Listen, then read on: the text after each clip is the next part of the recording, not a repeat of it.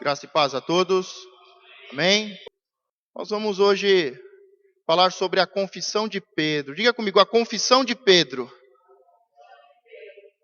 Quem dizem os homens ser o Filho do Homem? Abra sua Bíblia no livro de Mateus, capítulo 16. Vamos ler do versículo 13 ao versículo 20. Só no último versículo, toda a igreja de Cristo diga amém. Todos encontraram? A confissão de Pedro. Quem dizem os homens ser o Filho do Homem? Mateus 16, do versículo 13 ao 20. Ao final do último versículo, toda a igreja de Cristo diga amém. E chegando Jesus às partes de Cesareia de Filipe, interrogou os seus discípulos, dizendo: quem dizem os homens ser o Filho do Homem? E eles disseram: uns, João Batista, outros, Elias, e outros, Jeremias, ou um dos profetas. Disse-lhes ele: e vós, quem dizeis que eu sou? E Simão Pedro, respondendo, disse: tu és o Cristo, o Filho do Deus vivo. E Jesus respondendo, disse-lhe: bem-aventurado és tu, Simão Borjas, porque te não revelou a carne e o sangue, mas meu Pai que está nos céus. Pois também eu te digo que tu és Pedro, e sobre esta pedra edificarei a minha igreja, e as portas do inferno não prevalecerão contra ela. E eu te darei as chaves do reino dos céus, e tudo que ligares na terra será ligado nos céus, e tudo que desligares na terra será desligado nos céus. Então mandou aos seus discípulos que a ninguém dissessem que ele era Jesus o Cristo. Amém. Feche os seus olhos. Senhor meu Deus, nós estamos na sua casa, a casa de oração. O local, meu Pai, aonde te buscamos, aonde nos entregamos, aonde, meu Pai, fazemos as nossas orações, as nossas súplicas e petições. Senhor, responde a oração, meu Pai, de cada um que está aqui, de cada um que representa uma família. Responde, Senhor, a oração, a súplica, meu Pai. Vem, Senhor, com as tuas poderosas mãos, socorrer o aflito, o necessitado. Vem, Senhor, recolher e enxugar as lágrimas daquele que chora, daquele que está, meu Pai, desesperado. Senhor, vem, Senhor, com a tua resposta. Vem, Senhor, com a tua bênção, com a tua provisão. Vem, Senhor, com a tua palavra, que é espírito e que é vida. Diga, Senhor, ministre ao meu coração. Diga de novo: Senhor, ministre ao meu coração. Só você que quer, aplauda ao Senhor bem forte.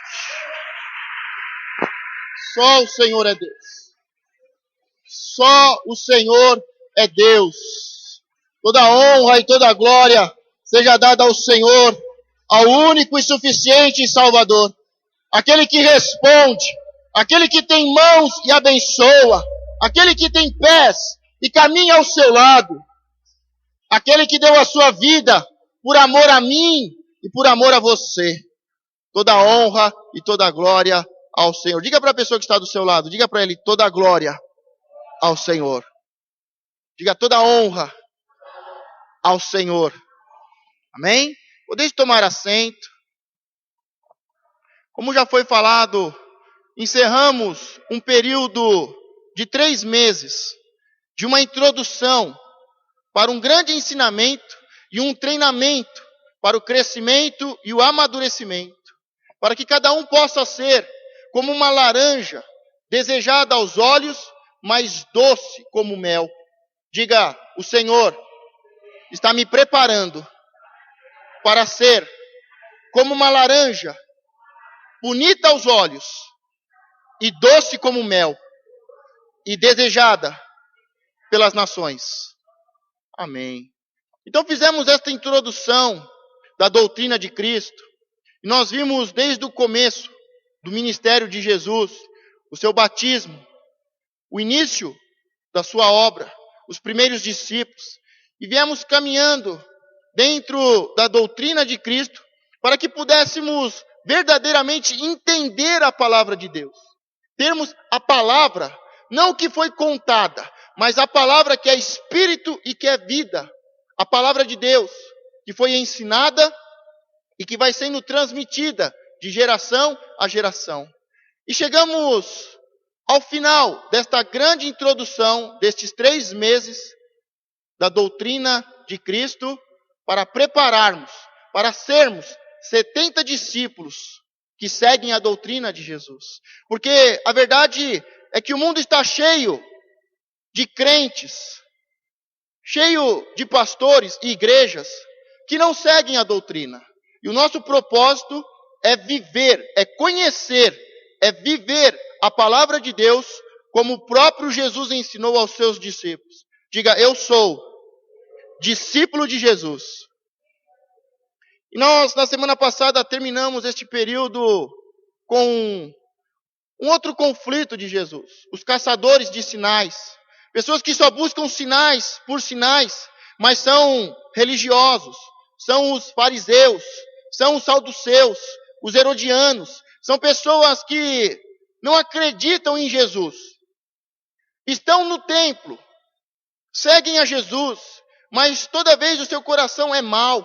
É para criticar, é para fazer perguntas que não levam a nada, e são caçadores de sinais. E nós vimos semana passada que Jesus, ele é confrontado por esses caçadores de sinais, mas Jesus segue o seu caminho. E ele continua o seu trabalho, ele continua a obra, ele não para por causa dos religiosos. E uma nova multidão se aproximou de Jesus. E hoje nós vamos falar, acredito, que no momento importante, no momento em que Jesus começa a ver algo diferente acontecendo, Jesus começa a ouvir os resultados da sua doutrina. Porque como vimos até semana passada, é o começo de um trabalho, é o começo de uma obra, de uma missão, em que Jesus começa o seu ministério, ele separa homens e mulheres, 12, 70, a uma multidão. Mas tudo que Jesus ensina, os discípulos não conseguem captar, eles não conseguem entender. Eles são tomados pela cultura, pela religiosidade. Jesus fala sobre o pão da vida, eles estão pensando no maná. Jesus está falando de fé, de se entregar, e eles estão preocupados com o pão, com o que de vestir. Parece que tudo que Jesus está fazendo, nada está acontecendo. Jesus alimenta uma multidão, mas uma multidão de ingratos, de pessoas que estão simplesmente procurando Jesus por causa de um pão que perece, enquanto que ele é o pão da vida. Quantos conseguiram entender nesses 3 meses que Jesus começa o seu ministério? Ele separa 12, ele separa 70, ele ensina, ele doutrina, ele envia os 12 para evangelizar, ele envia os 70 para evangelizar, ele faz muitos sinais, milagres e prodígios, há muita libertação, há muita cura, a multiplicação dos pães, a primeira multiplicação, a segunda multiplicação, a multidão o deixa. Quantos conseguiram entender e perceber que nada está acontecendo? Parece que nada está acontecendo. Parece que nada vai dar certo. Parece que o nosso Senhor Jesus Cristo ter deixado o seu trono e ter descido a essa terra vai ser em vão. E muitas vezes a sensação que nós temos é essa. Pastor, eu já estou há tanto tempo na igreja. Pastor, nós estamos há 3 meses estudando a palavra, passo a passo com Jesus, como se fôssemos um dos 12, um dos 70, como se fôssemos alguém no meio da multidão, e a palavra está sendo ensinada, a doutrina está sendo pregada, ela está sendo vivida, há sinais, há milagres, muitas coisas acontecendo, mas quando nós vamos olhar no geral, parece que nada aconteceu. Quantos não estão com esta sensação no seu coração? Quantos não estão olhando e falando, Senhor, eu não estou entendendo nada. Eu estou andando, eu estou caminhando, eu estou acompanhando, mas eu não estou entendendo. Eu não consigo ver. A palavra não entra. A situação não muda. E esta era a situação de Jesus até este momento.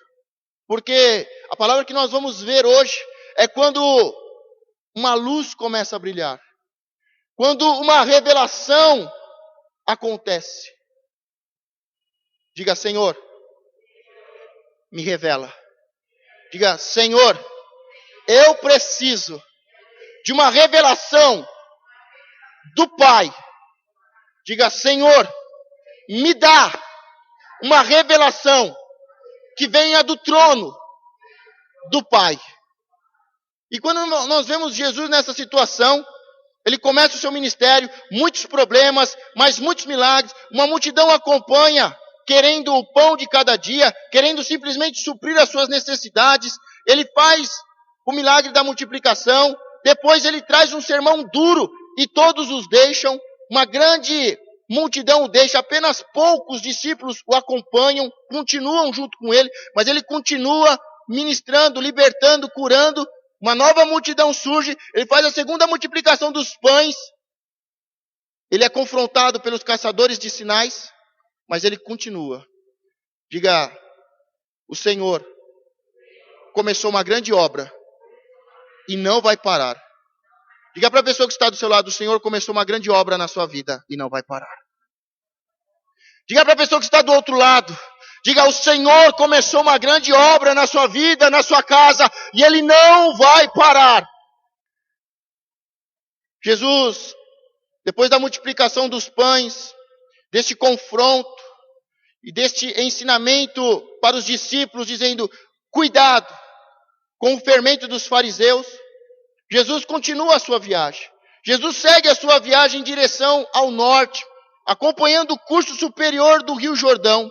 Ao passar por Betsaída, Julias, segundo Marcos nos informa, ele restituiu a visão de um cego. Continuando sua jornada, chegamos, por fim, às vizinhanças de uma cidade de alguma importância, lindamente situada nas proximidades das fontes do Jordão, ao sul do Monte Hermon. Diga, ao sul do Monte Hermon. Diga para a pessoa que está do seu lado, é onde o Rio Jordão nasce. É a nascente do Rio Jordão. Então nós vemos que Jesus continua a sua caminhada. Ele ensina os seus discípulos sobre o fermento dos fariseus, dos saduceus e dos oridianos. Ele continua a sua viagem e ele vai subindo o Rio Jordão. Ele chega na nascente do Rio Jordão, no Monte Hermon. E esse lugar é muito especial, porque antes de Jesus chegar ali, já há muitos anos atrás, aquele lugar era um lugar de adoração a outros deuses. Muitos povos iam ali à nascente do Rio Jordão, no Monte Hermon, iam lá adorar outros deuses, como o Deus Pan, muitos outros deuses eram adorados naquele lugar. Agora pergunta para mim, pastor, por quê? Porque muitos povos e muitas gerações subiam àquele lugar, ao Monte Hermon, na nascente do Rio Jordão, para adorar deuses estranhos e demônios. Pergunte de novo, por quê, pastor? Imagine que você está em uma área deserta. E aquele lugar é onde nasce, onde começam as primeiras gotas, começa um córrego, é onde nasce o Rio Jordão, e o Rio Jordão atravessa um longo território, e o Rio Jordão é que traz a vida no meio do deserto. Por isso que ele era considerado um lugar especial.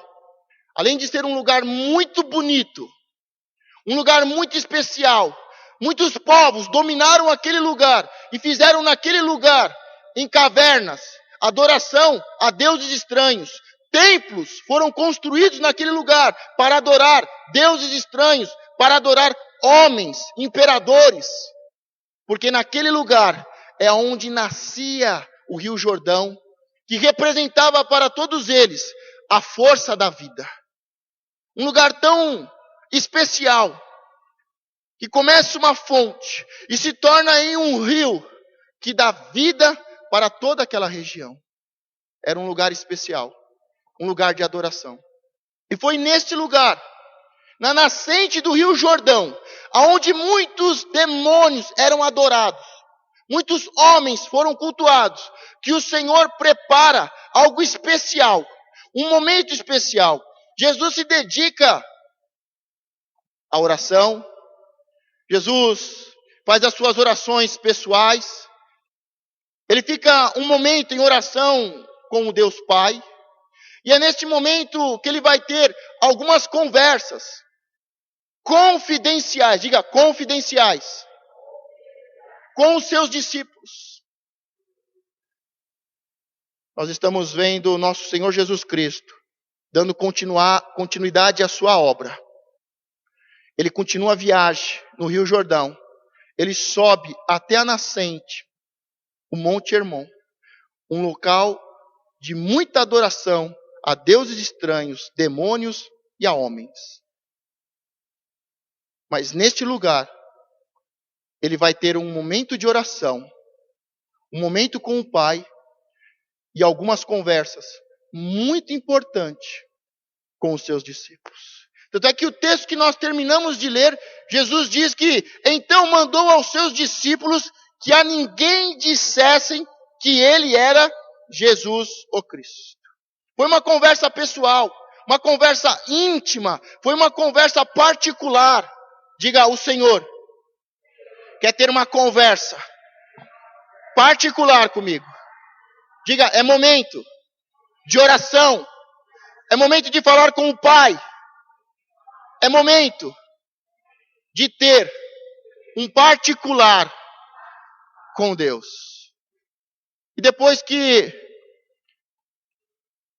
ele tem o seu momento de oração, e ele começa a conversar com os discípulos, e esta conversa particular com os seus discípulos começa com uma pergunta: quem dizem os homens ser o Filho do Homem?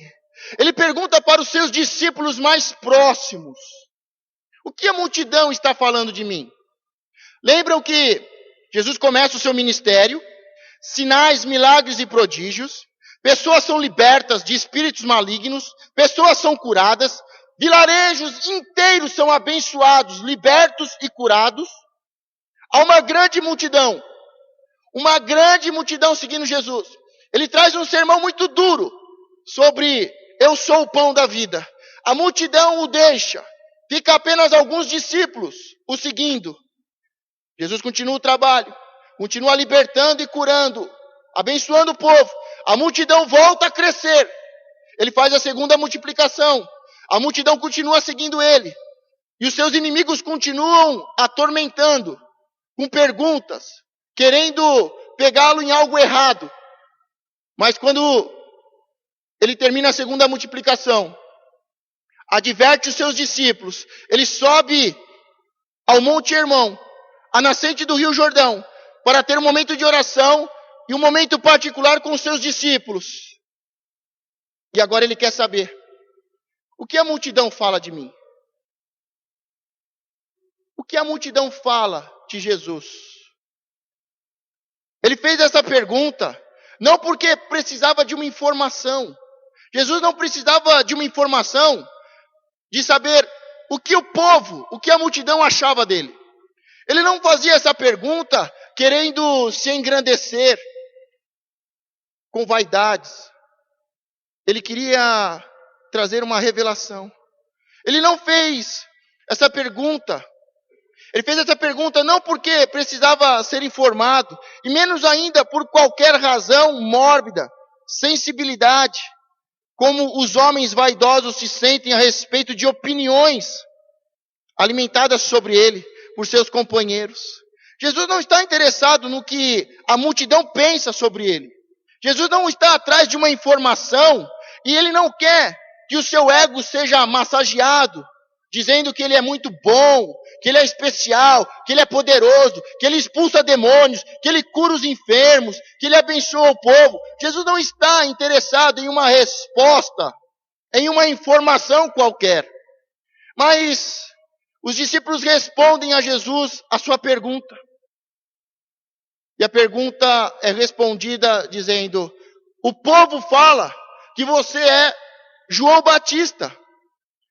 Outros dizem que você é Elias. Outros dizem que você é Jeremias. Ou um dos grandes profetas, Ezequiel, Daniel. Qual foi a reação de Jesus a essa resposta? Pergunta, pastor, qual foi a reação de Jesus a essa resposta? Não há uma informação sobre como Jesus reagiu. Mas Jesus não censurou, Jesus não falou que a multidão estava errada, Jesus não criticou a opinião da multidão, Jesus simplesmente queria que os discípulos falassem o que a multidão falava. Qual era a informação que a multidão trazia, como a multidão o via. Nós sabemos que, por muitas vezes, e não é a opinião da multidão, mas muitas vezes Jesus foi acusado de ser um blasfemo. Uma pessoa que blasfemava, que falava coisas loucas, que falava coisas contra a lei de Moisés, contra Deus. Como no caso que ele sobe a Jerusalém pela primeira vez, ele diz: o templo é bonito, vocês não estão vendo? O templo é muito bonito. Os discípulos chamam Jesus e falam: olha Jesus, que templo bonito. E Jesus diz: o templo é bonito, mas em 3 dias o templo vai cair. E eu vou edificar um novo templo. Então, muitas vezes Jesus foi chamado de uma pessoa que blasfemava, um blasfemo. Algumas vezes ele foi chamado de samaritano. A palavra samaritano significa uma pessoa boa. Mas depois que Jesus conta a parábola do samaritano, porque antes nós sabemos que samaritano significa, aos olhos do judeu, uma pessoa misturada, uma pessoa contaminada. Muitas vezes ele foi chamado de blasfemo, de samaritano. Algumas vezes chamaram ele de demônio. Em uma ocasião chamaram ele do principal demônio, Beuzebu. E Beuzebu significa o dono da casa. Porque Jesus expulsava os demônios e começaram a questionar: como é que você expulsa os demônios? Quem te deu o poder? E os fariseus, os saduceus, os herodianos falavam e comentavam que Jesus expulsava os demônios por Beuzebu. E ele fala: Beuzebu e os demônios são valentes. Eles entraram na casa e dominaram a casa. Mas eu sou mais valente do que o valente. Eu sou mais forte. Eu sou mais poderoso do que os demônios e do que Beuzebu. Diga: o Senhor é o poder e a autoridade para libertar e curar. Outras vezes chamaram ele de glutão. Falava que ele era um comilão, um beberrão. Outras vezes o chamavam de amigo dos publicanos e pecadores. Então muitos inimigos de Jesus, os fariseus, os saduceus e os herodianos, criticavam de uma forma muito severa Jesus. Criticavam ele de uma forma muito dura, até ao ponto de chamá-lo de demônio, de chamá-lo do maior dos demônios. Mas Jesus, ele nunca ligou muito para essas críticas. Ele nunca ligou muito para os seus inimigos. E eu acho que é um bom princípio para que cada um de nós coloque em prática. Não ligue para o que os outros falam. Não ligue para aqueles que são críticos. Não ligue para os fariseus, aqueles que vivem de aparência. Não ligue para os saduceus, que vivem de qualquer jeito. Não ligue para eles. Não ligue para a opinião daqueles que não te amam. Não liguem para a opinião daqueles que te odeiam e que buscam uma oportunidade contra a sua vida. Mas Jesus está perguntando aos seus discípulos: quem dizem os homens ser o Filho do Homem? E quando falam João Batista, Elias, Jeremias, ou um dos profetas, é fácil entender. Como nós vimos, Jesus não esboça uma reação, mas ele não fica nervoso, ele nem critica, e ele nem censura o que a opinião, o que o povo fala sobre ele. Até mesmo porque ele era parente próximo, era primo de João Batista. Então a sua fisionomia era muito próxima de João Batista. Então fisicamente, ele parecia com João Batista. A sua mensagem de afrontar, de confrontar o pecado, era muito parecida com os textos de Lamentações de Jeremias. Então a sua mensagem, que expunha o pecado, que expunha a corrupção, o adultério, a falta de amor e de zelo, se parecia muito a sua mensagem com a mensagem de Jeremias. A sua força, o seu fogo, a sua unção, se parecia muito com a de Elias. Talvez as suas histórias, as suas parábolas, fazia o povo lembrar dos textos de Ezequiel, de Daniel, das revelações, dos textos proféticos, das ilustrações.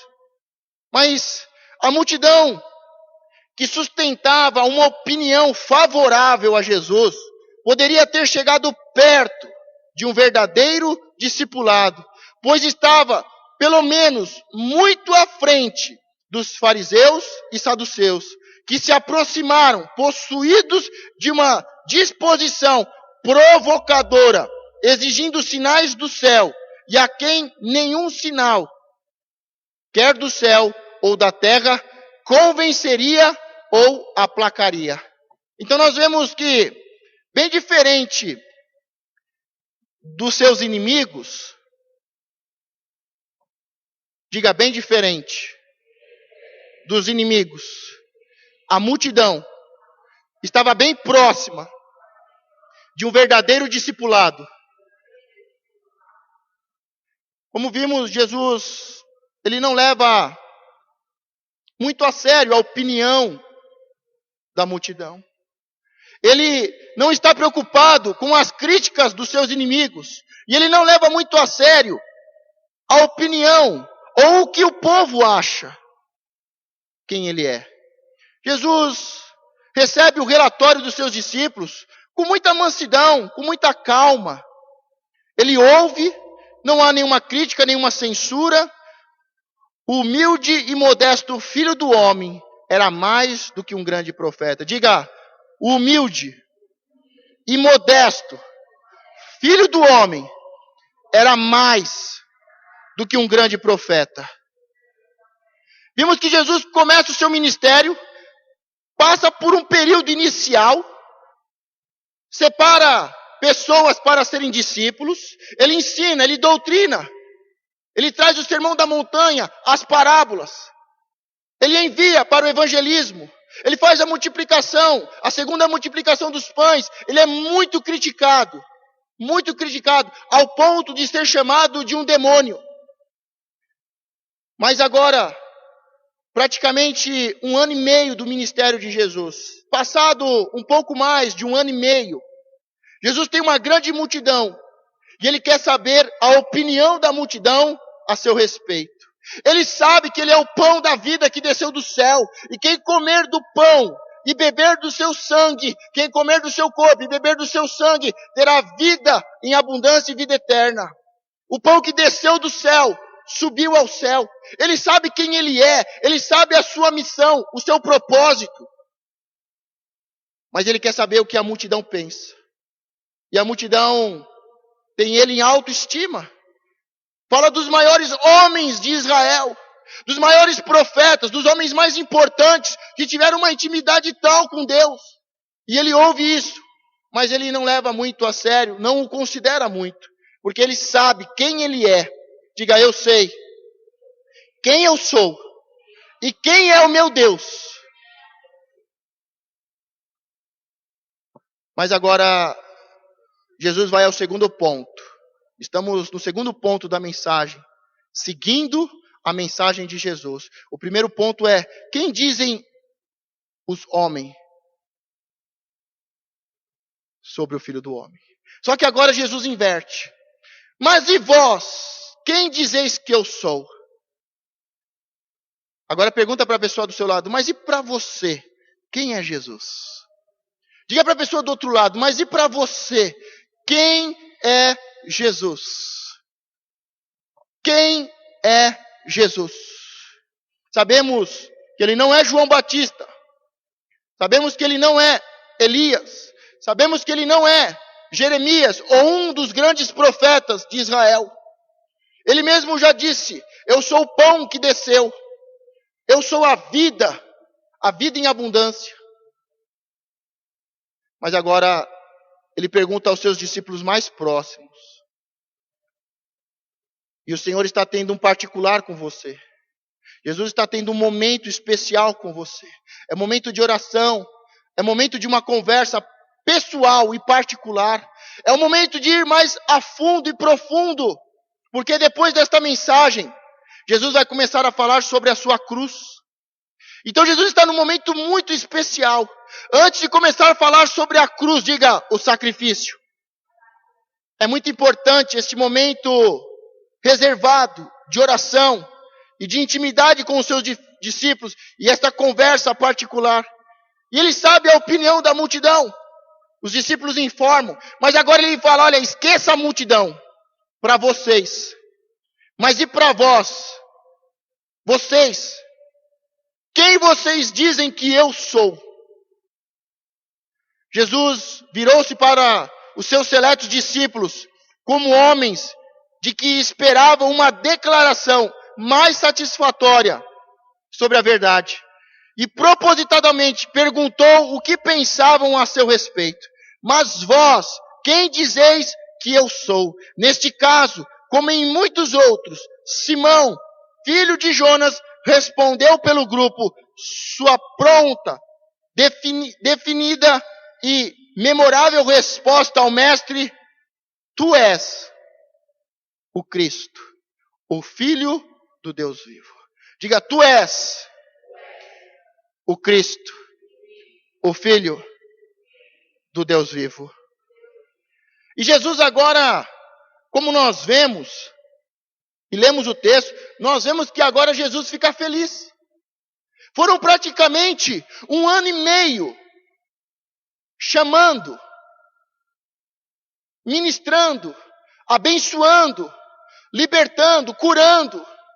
Não desistiu, a multidão o deixou, voltou para a igreja dos fariseus, deixou o grupo, deixou a sua companhia e voltou para os fariseus, voltou para os saduceus.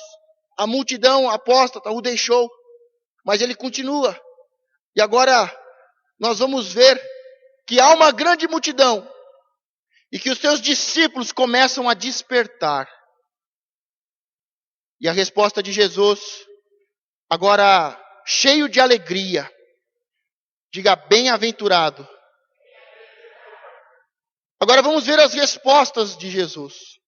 Ele faz a primeira pergunta sobre a multidão. Ele faz a segunda pergunta para os seus discípulos. E a segunda resposta que Pedro dá em nome de todo o grupo alegra o seu coração. E na resposta de Jesus nós podemos ver isso. Ele começa dizendo, bem-aventurado. Diga, bem-aventurado. Que significa feliz. Que significa próspero. Que significa abençoado. Conquistador. Ele diz, bem-aventurado. Jesus sentiu satisfação com essa opinião sobre a sua pessoa. E não acusou Pedro de ter exagerado por ter ido além da opinião da multidão. Diga, eu preciso ir além do que a multidão foi. Pelo contrário, ele aprovou inteiramente o que o fervoroso discípulo havia dito e expressou sua satisfação em conter o seu apreço. Talvez o Senhor nunca tivesse falado em uma linguagem tão entusiasmada ou com tão grande demonstração de profunda emoção. Ele declarou solenemente que Pedro era bem-aventurado por causa de sua fé. Diga, eu sou um bem-aventurado por causa da minha fé. Diga, é a fé. Diga, a fé. Diga, eu tenho fé. Diga, eu creio e tenho fé. Quando vemos a resposta de Pedro, tu és o Cristo. Ele disse em primeiro lugar, fazendo uma referência consciente às opiniões relatadas pelas pessoas, tu és o Cristo, e não simplesmente um profeta que veio para preparar o caminho para Cristo. Tu és. O povo disse, tu és Jeremias, tu és Elias, tu és João Batista. Mas Pedro, os discípulos que andam com Jesus, eles dizem, tu és o Cristo, o Filho de Deus. Diga, o Filho de Deus. Em seguida ele acrescentou, o Filho do Deus vivo, para explicar o que entendia pelo termo Cristo, para explicar o que Pedro e os discípulos entendiam sobre o que era Cristo, sobre ele ser o Cristo, o Messias. Ele fala, tu és o Cristo, o Filho de Deus. Você não é um homem normal, você é um super-homem. Diga, um super-homem. Diga, divino. A palavra que Pedro dá, deixa bem claro, tu és o Cristo, o Messias, o Filho de Deus. E o Filho de Deus no sentido de não ser um homem normal, um homem qualquer, um homem ungido, chamado e separado para uma missão. Tu és o Cristo, o Filho de Deus, um super-homem, um ser divino. Diga, um ser divino. Nós vemos que Jesus, toda vez ele se auto-intitulava como o Filho do Homem. Mas Pedro diz, tu és o Filho de Deus. Muitos ouviram Jesus dizer, eu sou o Filho do Homem, que retrata a simplicidade, a humildade. Mas Pedro, nesta conversa pessoal e particular, declara que ele é Filho de Deus. Diga, vivo. Diga, o Deus vivo. Finalmente ele antecipou e colocou como um sobrenome, como um apelido, vivo, ao nome divino, para expressar sua ciência de que estava fazendo uma declaração de sua importância e para dar a essa declaração um caráter deliberadamente solene. É como se tivesse dito, eu sei que é um assunto muito sério chamar alguém, mesmo Jesus, de Filho de Deus, do Jeová que vive eternamente, mas não recuo dessa afirmação, por mais corajosa, assustadora e até blasfema que ela possa parecer, não posso, com qualquer outra expressão, fazer justiça a tudo que sei e sinto em relação a ti, a Jesus, ou transmitir a impressão deixada em minha mente pelo que testemunhei durante o tempo em que tenho te seguido como discípulo. As palavras de Pedro, elas são muito fortes, elas são uma blasfêmia dentro da cultura judaica e dentro da religião do templo e dos fariseus e dos saduceus. Mas ele deixa bem claro, tu és o Cristo, o Filho do Deus vivo. É uma declaração muito forte. E ele declara, eu sei o perigo que é isso. Eu sei como eu posso ser mal interpretado. Mas eu sei que você é um ser divino, o Filho de Deus, do Deus vivo. E eu declaro que tu és o Filho do Deus vivo, e eu não volto atrás. Isto é porque eu te conheço. Eu ando com você. Eu sou seu discípulo. Eu vi tudo que você faz. Eu vi o amor que você tem pelo povo. E o amor que o leva à libertação e à cura. Se hoje você fosse para sua casa e amanhã a semana começa e alguém da sua escola, alguém dos seus amigos, do seu trabalho, perguntasse se você é um cristão, o que você falaria? Se alguém perguntasse qual igreja você frequenta, e se alguém perguntasse qual é o nome do seu Deus, qual seria a sua opinião? Qual seria a sua informação, a sua resposta? Como você se comportaria? Como a multidão se comporta? Ou como os discípulos que estão sendo ensinados e doutrinados se comporta? Como você se comportaria? A multidão o tem como um grande homem, mas isso não é o suficiente. Os seus inimigos o têm com muita falta de respeito e com muitas provocações.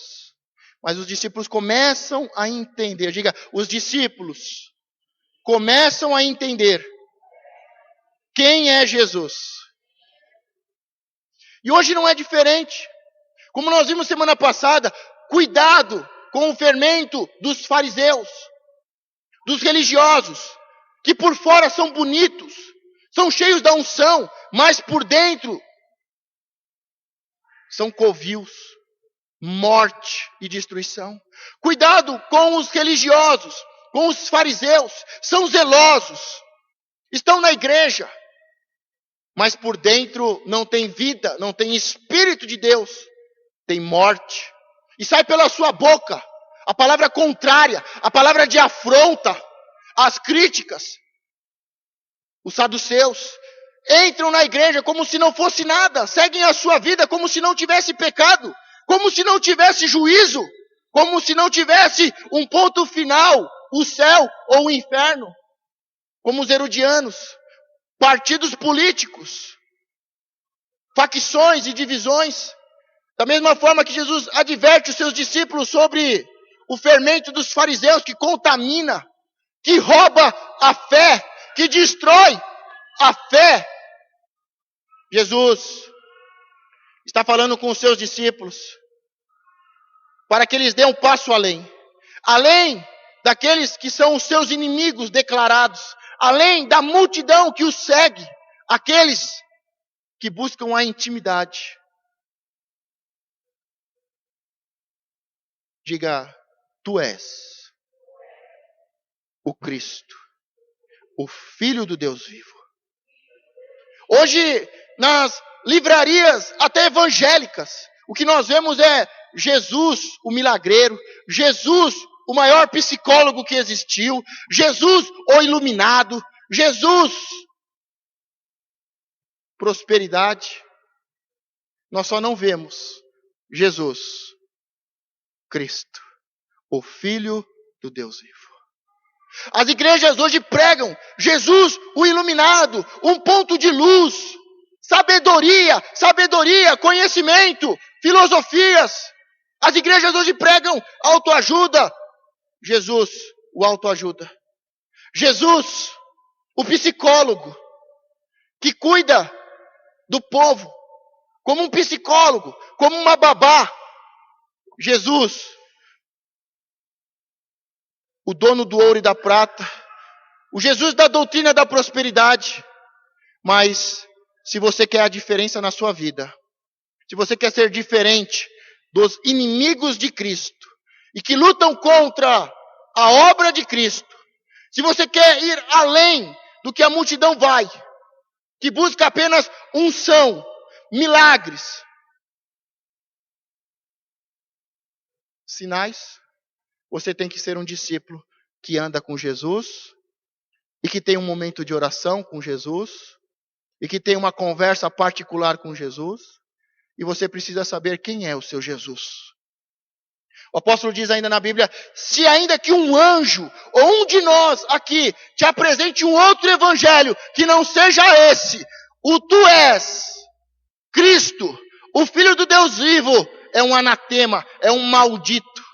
E hoje o que nós mais temos é no meio de nós, no meio da igreja, homens e mulheres, e instituições pregando e apresentando um Jesus de milagres, um Jesus de prosperidade, um Jesus psicólogo. Diga, eu preciso conhecer o Cristo, o Filho do Deus vivo. Quando nós vemos que Deus vai falando, que Jesus, o Filho do Deus vivo, vai falando, e na continuação, a confissão de Pedro, a confissão mais importante que tem, de quem ele é, nós vemos que Jesus vai dizer para Pedro: não foi carne e sangue que te revelou, mas meu Pai que está nos céus. Você quer conhecer Jesus? Você quer uma revelação sobre Jesus e sobre a sua vida? Jesus aqui deixa bem claro para Pedro: Pedro, isso que você falou, não foi os inimigos, não foi a multidão, não está nas livrarias e nos templos. Esta revelação que você teve, isto não é da carne, isto não é do sangue, isto é do meu Pai. Meu Pai que te revelou. Nós precisamos conhecer um Jesus que o Pai apresenta. Não um Jesus que os homens apresentam. Não um Jesus que as igrejas apresentam. Não um Jesus que está nas livrarias de autoajuda, de psicologia, de prosperidade. Nós precisamos conhecer um Jesus da Bíblia. Mas qual é a vantagem de conhecer o Jesus da Bíblia? Qual é a vantagem do Cristo, o Filho do Deus vivo, em comparação a João Batista, a Elias e a Jeremias e aos profetas? Diga, ele é o único que pode me dar vida, e vida em abundância, e vida eterna. Essa confissão é potencialmente representada como uma inspiração, diga, uma inspiração, uma revelação, um facho de luz do céu. A declaração não é de um rude pescador, mas do Espírito Divino falando através da sua boca, uma verdade até então escondida e ainda vagamente compreendida por Pedro, a quem ele havia sido revelado. Tudo por meu Pai foi entregue, e ninguém conhece quem é o Filho. Diga, ninguém conhece quem é o Filho, senão o Pai. Nem quem é o Pai, senão o Filho.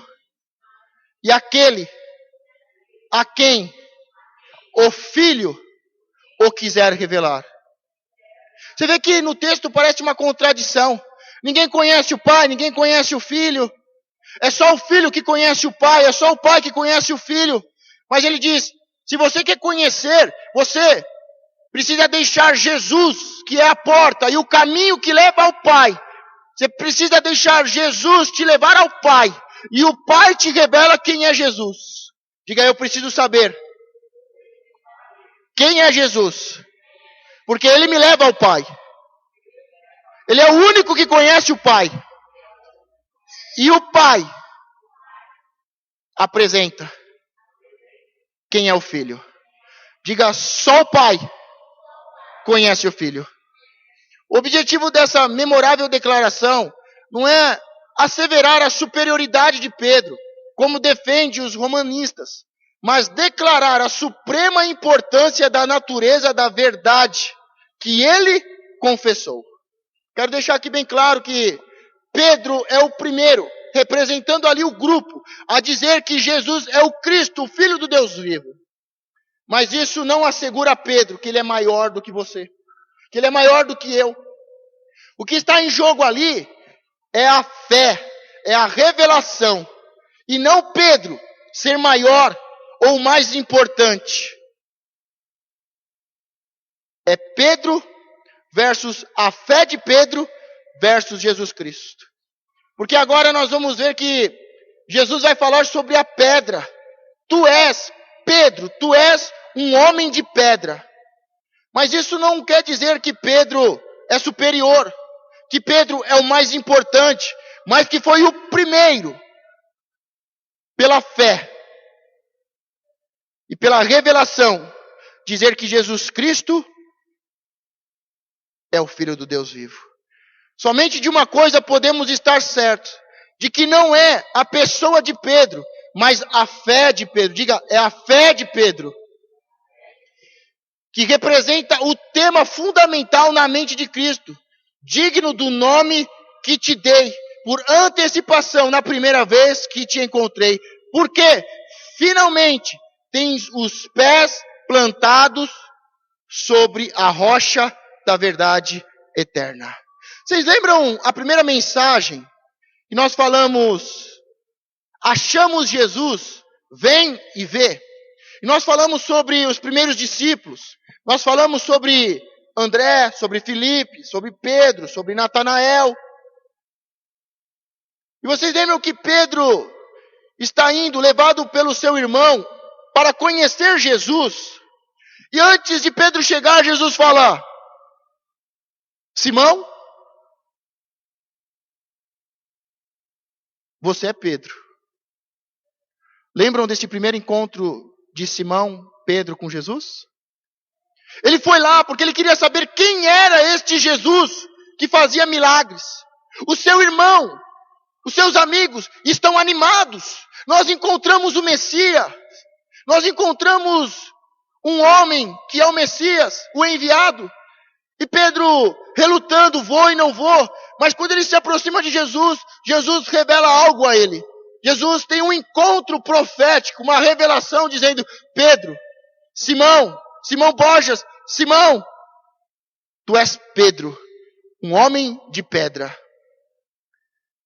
Quando ele conheceu Pedro, Simão, Jesus libera uma palavra profética. Jesus conhece o coração de Pedro e diz: você não é um homem qualquer.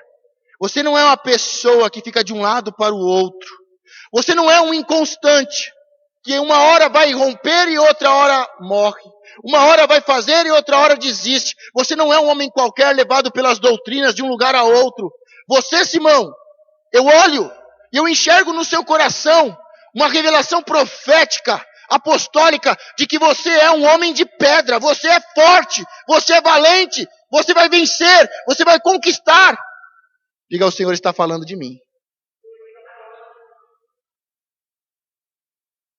E agora, quando Pedro fala quem é Jesus, novamente Jesus trazendo esta palavra profética, que se cumpre na vida de Pedro, que começa a se cumprir na vida de Pedro, dizendo que Pedro é um homem de pedra. E Pedro não é o dono da igreja. Pedro não é maior do que eu ou do que você. Mas Pedro, pela fé, foi o primeiro a ter uma revelação e declarar e fazer uma confissão pública dizendo: tu és o Cristo, o Filho do Deus vivo. Jesus falou pela primeira vez da igreja do porvir em conexão com a confissão de Pedro, porque essa igreja deverá ser formada por homens que adotarão essa confissão como se fosse sua própria confissão e o reconhecerão como sendo o Cristo, o Filho de Deus. Diga: só faço parte da igreja de Cristo por intermédio desta confissão. Não adianta estar na igreja, não adianta estar seguindo o Cristo da prosperidade, não adianta estar atrás do pão que perece. A igreja de Cristo é formada por aqueles que possuem uma revelação e aqueles que confessam publicamente que Jesus Cristo é o Filho do Deus vivo.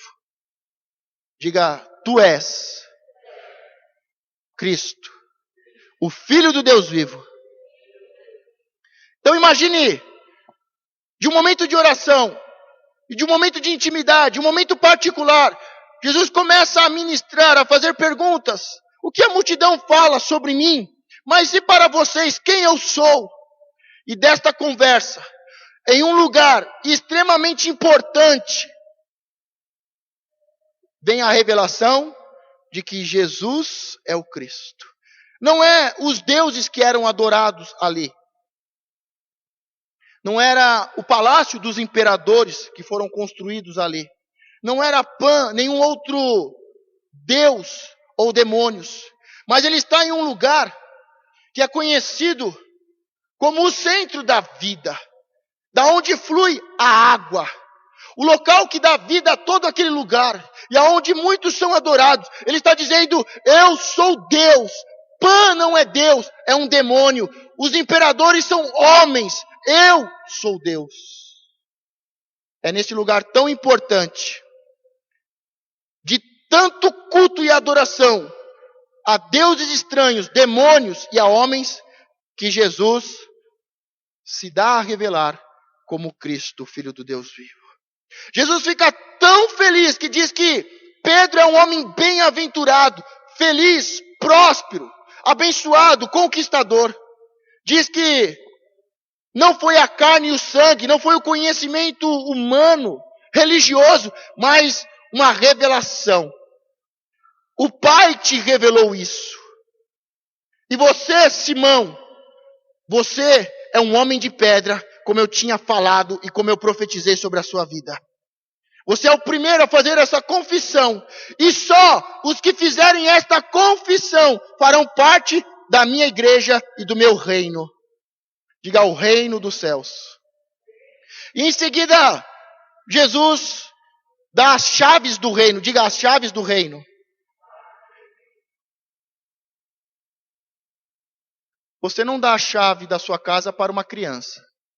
Você não dá a chave da sua casa para o seu filho jovem, inconsequente.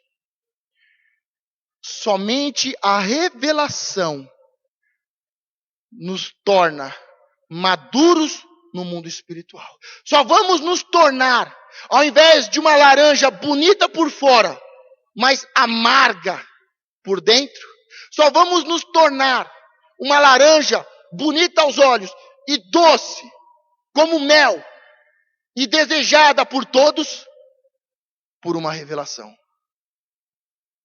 E quando nós temos esta revelação, Jesus entrega as chaves do reino. Ele não entrega a um menino, ele não entrega a um iniciante, ele não entrega a um jovem imaturo, mas ele entrega a um homem que é uma pedra. Um homem que sabe quem ele é e um homem que sabe quem é Jesus. Você consegue perceber que quando Pedro foi chamado, Simão foi chamado, Jesus diz que ele é Pedro, um homem de pedra. Há uma revelação da parte de Jesus sobre quem é Pedro, o seu nome espiritual, a sua identidade, a sua força. Mas é quando Pedro conhece quem é Jesus, o nome de Jesus, que esta palavra se cumpre. Tem muitas palavras que foram liberadas sobre você e sobre nós, que elas só se tornam uma realidade quando nós verdadeiramente temos uma revelação de quem é Deus. Pedro só entendeu quem ele era e o seu nome espiritual, o seu propósito e a sua missão, quando ele entendeu quem é Jesus. Tem muitas pessoas perdidas. Pastor, eu não sei quem eu sou. Eu não sei o que eu estou fazendo aqui, pastor. Pastor, eu estou perdido. O que eu estou fazendo? Quem eu sou, pastor? Qual é o meu chamado? Qual é a minha missão? Qual é o meu ministério? Qual é a minha unção? Você só vai saber quando você tiver um encontro real com Cristo e você confessar Ele como Cristo, o Filho do Deus vivo. Enquanto você estiver preocupado com as coisas do dia a dia, com o de comer e o de vestir, você está servindo o Deus, Jesus, dinheiro, prosperidade, mamon. Enquanto você estiver preocupado com a opinião dos outros, você está servindo o eu, a sua carne e o ego, que precisa ser massageado. Mas quando você realmente se encontrar e se entregar, e fazer uma confissão, ainda que louca e absurda, dizendo que Ele é o Cristo, o Senhor da sua vida, Ele é um ser divino, Ele é Deus, o Todo-Poderoso, você vai saber quem você é e o que você tem que fazer. Você vai saber qual é o seu ministério e a sua unção. Mas Jesus dá a chave para ele. Jesus faz alusão às chaves do reino dos céus, porque ninguém, a não ser aquele que homologar a doutrina primeiramente enunciada de forma tão solene por Pedro, serão admitidos dentro dos seus portões. Diga, eu só vou entrar e ter a chave do reino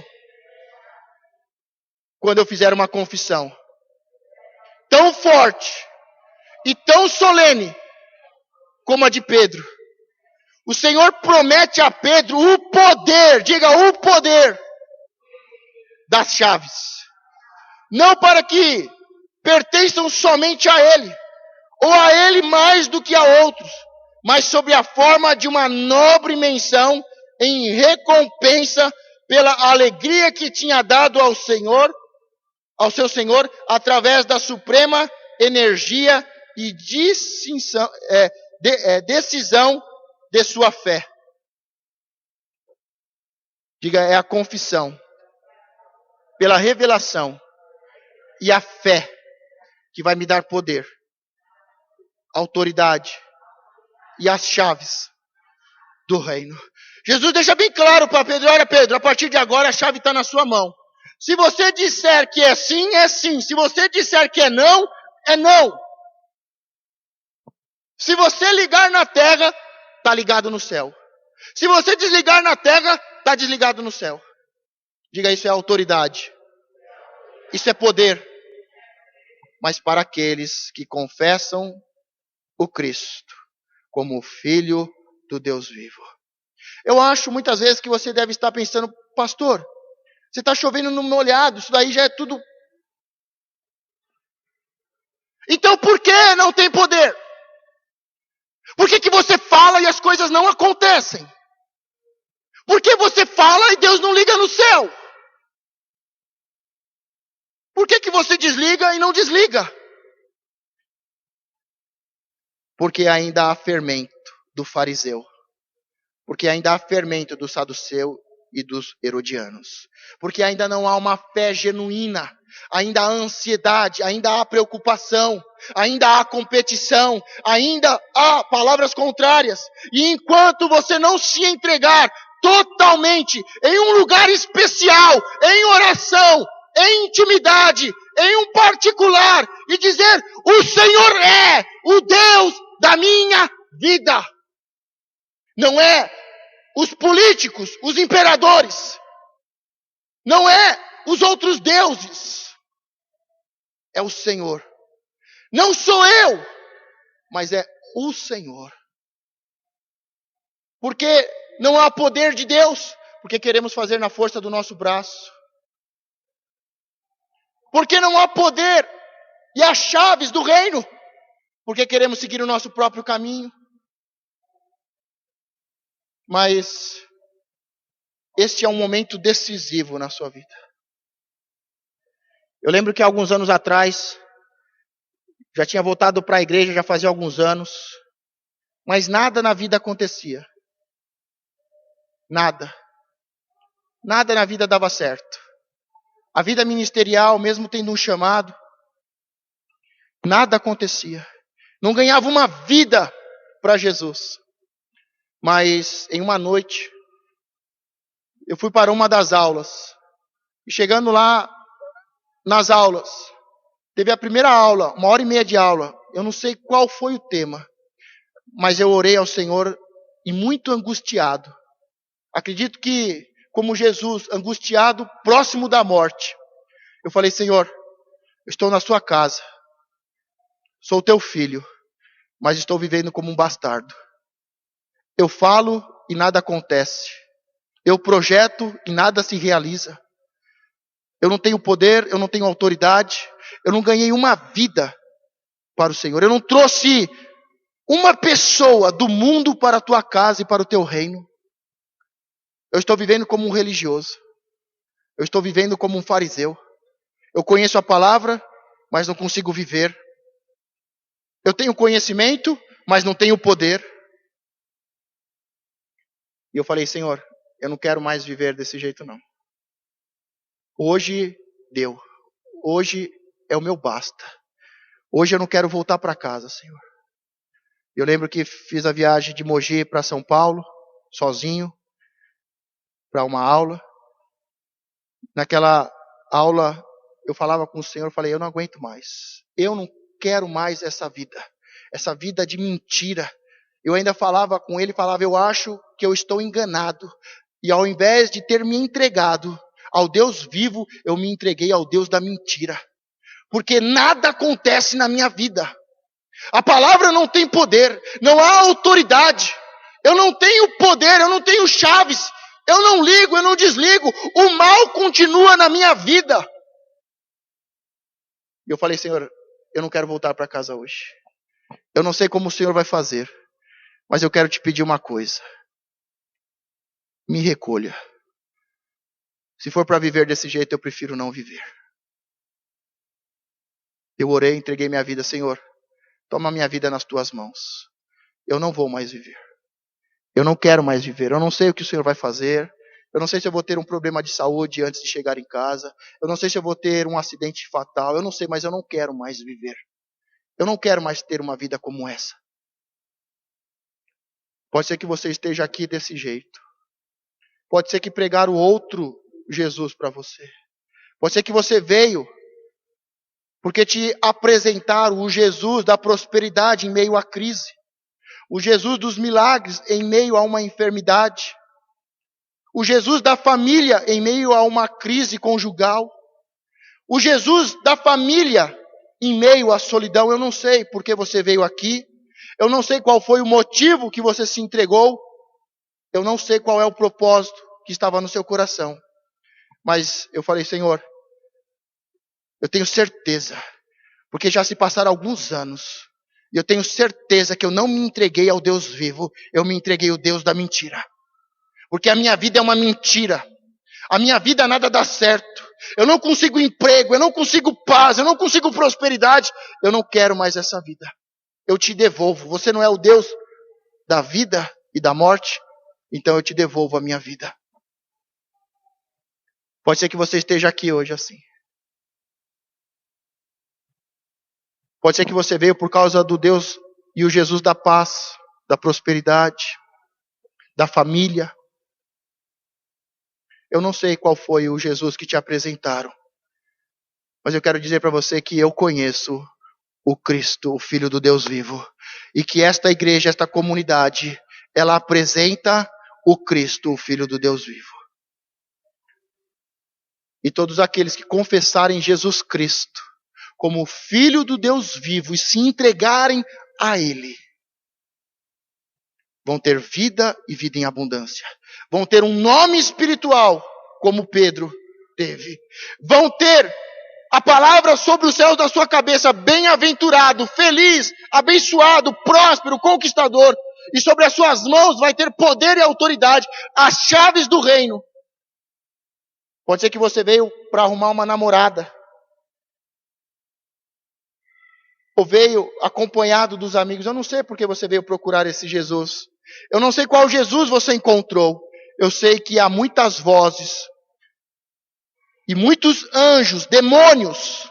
Anjos de luz, que são demônios. Homens mal intencionados. Apresentaram outro evangelho que não o do Cristo.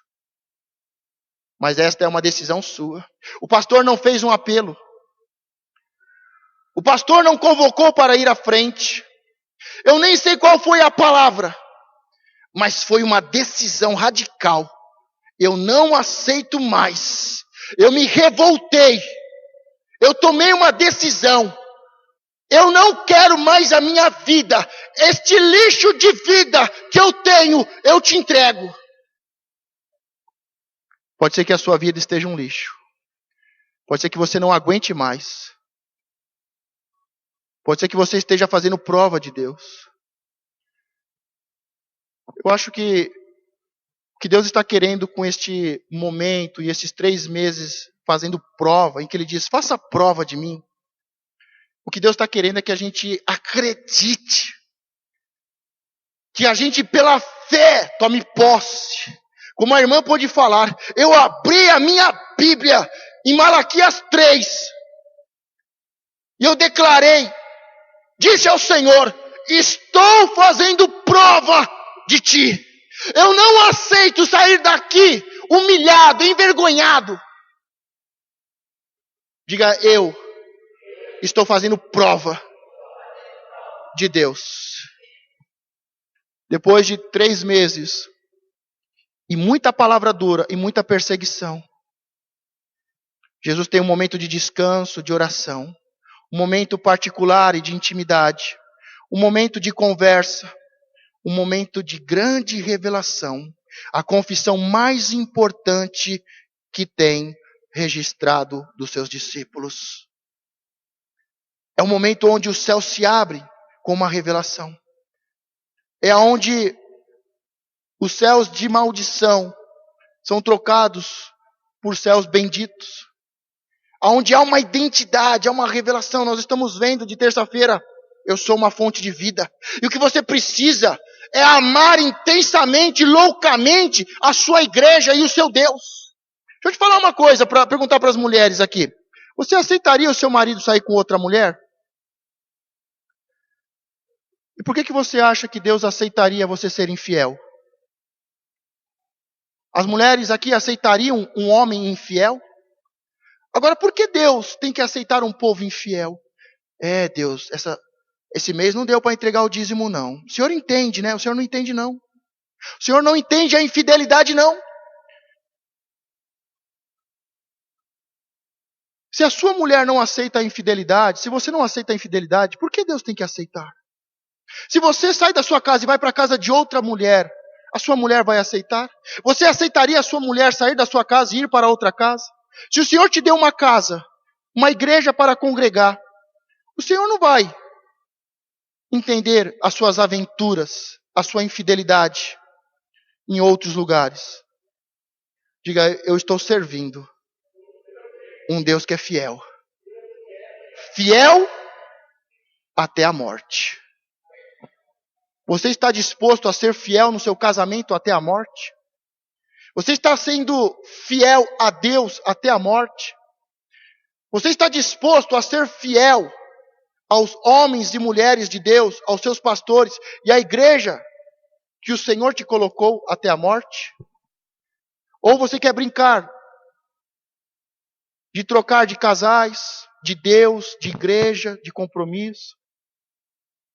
O Deus que nós servimos é um Deus fiel. Eu quero terminar lendo um texto e gostaria que você abrisse ele na Bíblia. Lucas 10, do 16 ao 21. Nós vemos que muitos homens que tiveram esta revelação e que possuem as chaves do reino, muitos deles usaram estas chaves e este poder de uma forma errada, criando igrejas malignas, religiosas, cheio de idolatria e de infidelidade. O Senhor muda os céus que estão sobre a sua cabeça, e sobre a sua cabeça e sobre a sua casa está registrado um céu bem-aventurado. Deus te dá uma identidade de pedra, forte, firme, a igreja de Cristo. O Senhor te dá poder e autoridade, as chaves nas suas mãos, mas você vai fazer e você vai prestar contas do poder e da autoridade. Lucas 10, do 16 ao 21. Quem vos ouve a vós, a mim me ouve. E quem vos rejeita a vós, a mim me rejeita. Diga, quem me rejeita, rejeita a Deus. Amém. E a quem a mim me rejeita, rejeita aquele que me enviou. E voltaram 70 com alegria, dizendo, Senhor, pelo teu nome até os demônios se nos sujeitam. Diga, poder e autoridade. E disse-lhes, eu vi a Satanás como um raio cair do céu, e eis que vos dou poder para pisar serpentes e escorpiões, e toda a força do inimigo, e nada vos fará dano algum. Mas não vos alegreis porque se vos sujeitam os espíritos. Alegrai-vos antes por estarem os vossos nomes escritos no céu. Naquela mesma hora se alegrou Jesus no Espírito Santo e disse: graças te dou, ó Pai, Senhor do céu e da terra, que escondeste estas coisas aos sábios e inteligentes e as revelastes às criancinhas. Assim é, ó Pai, porque assim te aprouve.